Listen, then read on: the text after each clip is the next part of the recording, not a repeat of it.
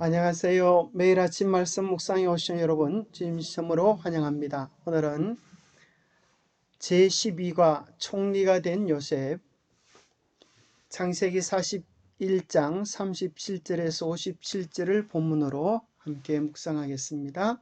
권력의 자리에 오른 요셉. 기억절. 바로가 또 요셉에게 이르되 내가 너를 애굽 온 땅의 총리가 되게 하노라 하고. 창세기 41장 41절. 생각할 문제. 요셉의 성공에 있어 하나님은 어떤 역할을 하셨는가? 요셉의 아들들의 이름의 의미는 무엇인가? 오늘 우리에게 주는 교훈은 무엇인가? 창세기 41장입니다. 요셉은 17살 17세에 애굽의 종으로 팔려 13년의 고생을 하다가 오늘 30세에 총리에 즉위하게 됩니다. 38절입니다. 바로가 그의 신하들에게 이르되 이와 같이 하나님의 영에 감동된 사람을 우리가 어찌 찾을 수 있으리요 하고 요셉에게 이르되 하나님이 이 모든 것을 내게 보이셨으니 너와 같이 명철하고 지혜 있는 자가 없도다. 너는 내 집을 다스리라.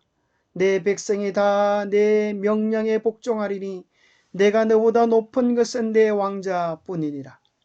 바로가 또 요셉에게 이르되 내가 너를 애굽 온 땅의 총리가 되게 하노라 하고 자기의 인장 반지를 빼어 요셉의 손에 끼우고 그에게 세마포의 옷을 입히고 금사슬을 목에 걸고 자기에게 있는 버금 수레에 그를 태우매 무리가 그의 앞에서 소리 지르기를 엎드리라 하더라.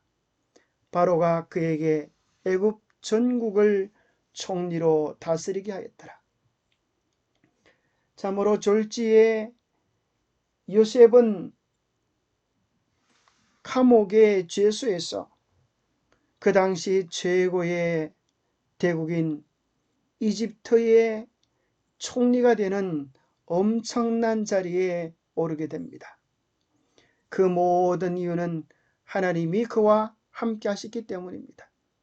바로는 그를 향하여 이야기하기를 하나님의 영에 이렇게 감동된 사람을 우리가 어찌 찾을 수 있겠는가? 그러면서 너는 내 집을 다스리라. 이집트 전국을 다스리겠습니다. 그리고 내가 너보다 높은 것은 내 왕좌뿐이라고 그렇게 이야기합니다. 그리고 요셉에게 자기의 인장 반지를 빼어 그의 손에 끼운다고 하는 것은 그에게 참으로 최고의 권위를 주는 것입니다. 옛날 인장 반지는 왕의 명령을 내리고 그 명령을 찍는, 인정하는 왕의 권위를 이야기했습니다. 요셉이 하는 모든 것들을 왕이 지지하겠다는 것입니다.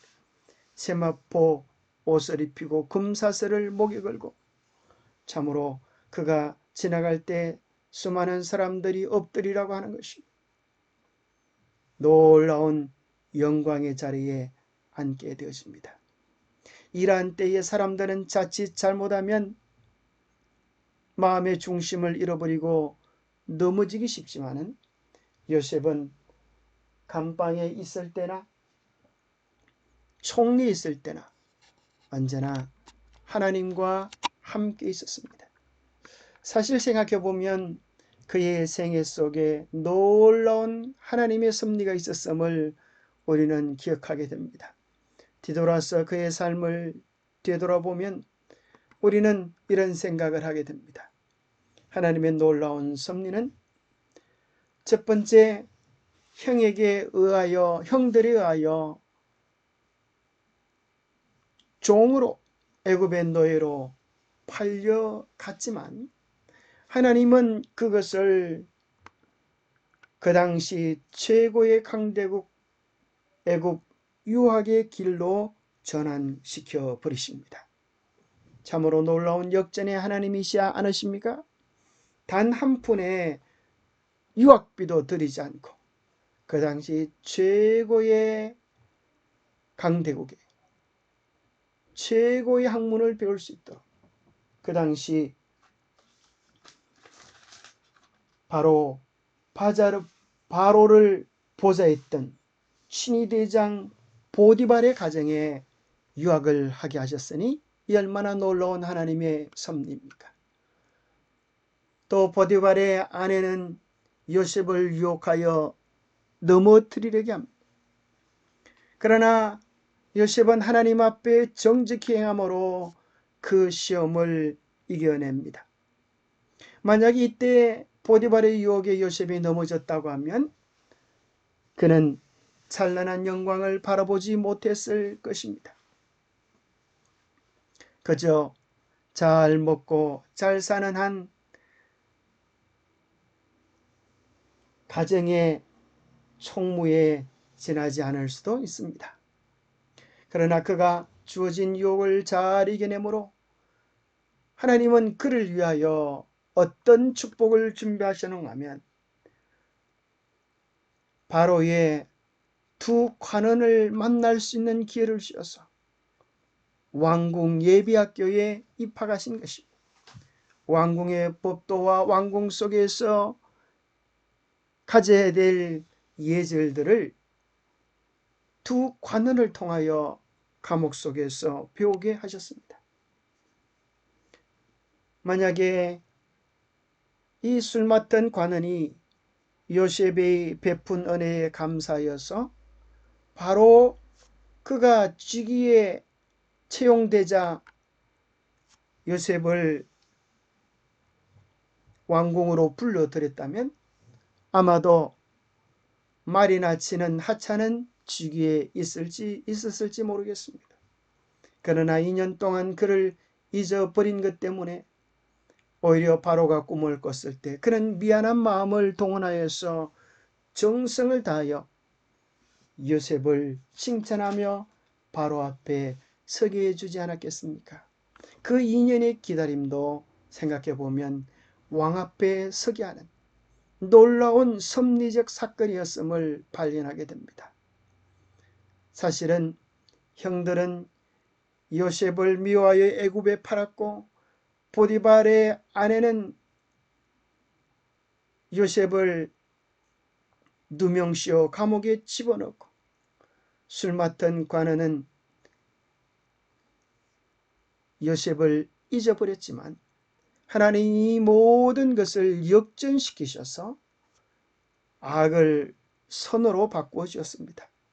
그래서 로마서 8장 28절에 보면 하나님을 사랑하는 자 곧 그 뜻대로 부르심을 입은 자들에게는 모든 것이 합력하여 선을 이룬다고 말씀하시면서 참으로 요셉의 생애는 이 모든 것들을 우리에게 보여줍니다. 요셉의 생애뿐 아니라 우리의 생애도 하나님을 전적으로 의지할 때에 악을 선으로 바꾸어 주시고 모든 것이 협력하여 선을 이루시는 하나님의 놀라운 인도하심을 받으며 살아갈 수 있게 주시는 것입니다. 요셉은 이제 결혼하여서 아들을 낳습니다.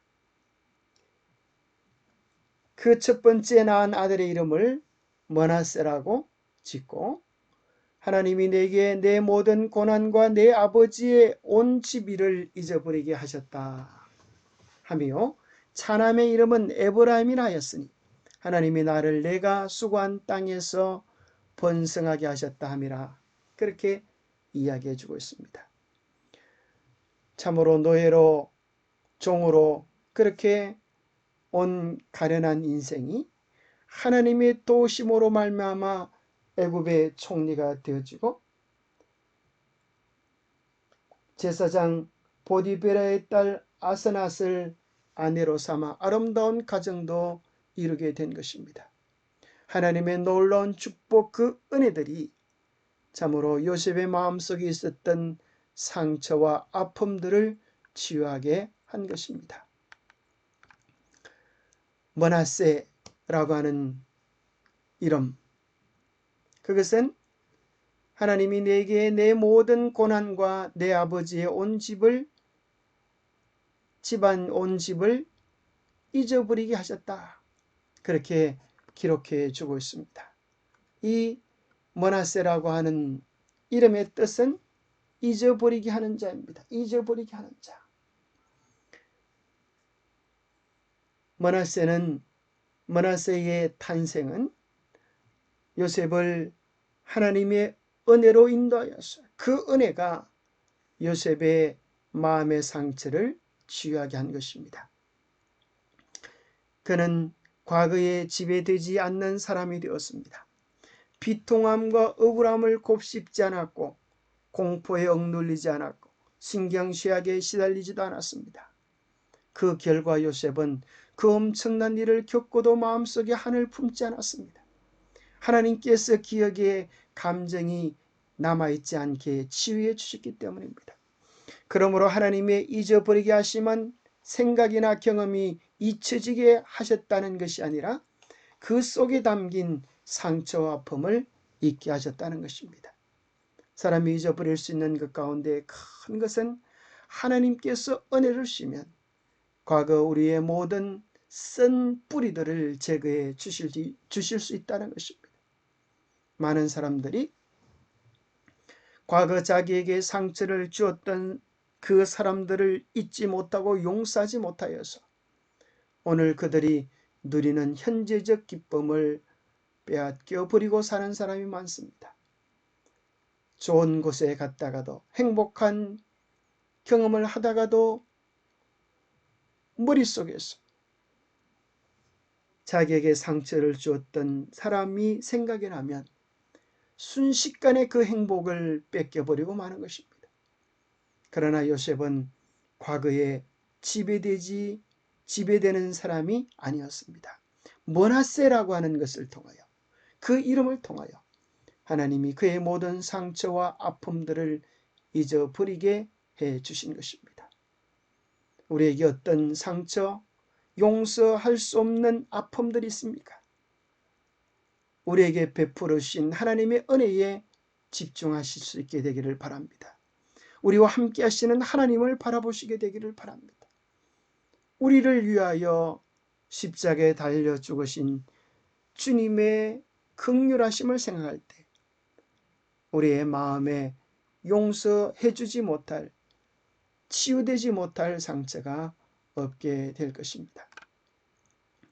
둘째 이름에 아들의 이름을 에브라임이라 지었습니다. 하나님이 나를 내가 수고한 땅에서 번성하게 하셨다. 둘째 아들의 이름의 뜻은 두 배의 결실, 번성, 창성함의 의미를 가지고 있습니다. 므낫세가 첫째이고 에브라임이 둘째입니다. 첫째 아들 용서 잊어줄 수 잊음을 경험한 사람만이 참된 풍성함, 번성함, 행복을 누릴 수가 있습니다. 므낫세가 있어야 에브라임이 있을 수 있다는 사실을 기억하십시오. 과거를 잊지 못하는 사람은 낭비하는 인생을 삽니다. 어떤 사람은 화려한 과거에 매여서 현재를 불행하게 사는 사람이 있습니다. 왕년에 내가 어떤 사람이었는데 사람들이 감히 이런 나를 무시해. 그런 생각을 떨쳐버리지 못하면 그는 언제나 서운함만 가지고 사는 불행한 사람이 되는 것입니다. 과거의 아픈 상처가 있습니까? 과거의 아픈 상처 때문에 현재 행복을 누리지 못한다면 그 또한 불쌍한 사람이 되고 마는 것입니다. 즐거웠던 괴로웠던 과거에 매여 사는 인생은 어리석고 불행한 인생입니다. 우리는 과거의 상처를 곱씹는 인생이 아니라 지금 주어진 은혜에 감사하며 미래에 주어질 더 크고 온전한 것을 사모하며 므낫세와 에브라임의 이름으로 살아갈 수 있게 되기를 축복합니다. 영감의 교훈입니다. 왕이 요셉을 애굽 총리로 임명함. 그가 히브리인이요 총이라는 사실은 그의 명백한 지혜와 건전한 판단에 비할 때 그다지 중요한 것이 아니었다. 이와 같이 하나님의 신에 감동한 사람을 우리가 어찌 얻을 수 있으리요라고 왕이 그의 신하들에게 말했다. 임명이 결정되고 요셉에게 놀라운 기별이 왔다. 하나님이 이 모든 것을 내게 보이셨으니 너와 같이 명철하고 지혜 있는 자가 없도다. 너는 집을 치리하라. 왕은 요셉에게 그의 높은 직무의 표장을 주었다. 그렇습니다. 하나님이 우리와 함께 하실 때 우리의 모든 수고와 눈물과 아픔이 끝날 날이 있고 하나님께서 높이 세우실 때가 있을 것입니다. 언제나 하나님을 바라보며 하나님의 계획을 신뢰하며 우리에게 주어진 매 순간순간 최선을 다하며 이웃을 복되게 하며 살아가는 우리들이 되기를 축복합니다. 기도하겠습니다. 하나님 아버지, 귀하고 놀라운 사랑 감사합니다. 요셉이 당했던 모든 악을 변하여 선으로 바꾸어 주신 주님, 오늘 우리가 당하는 모든 어려움들도 변하여 복으로 바꾸어 주실 수 있는 우리 하나님이 되심을 인하여 감사합니다. 슬픔을 기쁨으로 바꾸어 주시는 하나님이 나의 하나님이 되심을 찬양합니다. 눈에 보이는 현실을 뛰어넘어 언제나 우리의 삶을 인도하고 계시는 하나님을 바라보게 하여 주시옵소서. 그리하여 언제나 하나님의 견고한 약속을 신뢰하며 흔들림 없이 믿음의 길을 걸어가게 하시고 결과적으로 하나님 준비해 놓으신 그 아름다운 약속의 땅에 설 수 있는 우리 모두가 되게 축복하여 주시옵소서. 요셉처럼 가난할 때나 부할 때나 어려울 때나 성공할 때나 한결같은 믿음을 유지할 수 있도록 축복하여 주시옵기를 우리 주 예수 그리스도 이름 의지하여 간절히 간구하옵나이다. 요셉을 크게 복주시고 인도하신 주님께서 우리의 삶에도 그와 같은 큰 기쁨을 허락해 주시기를 축복합니다. 감사합니다.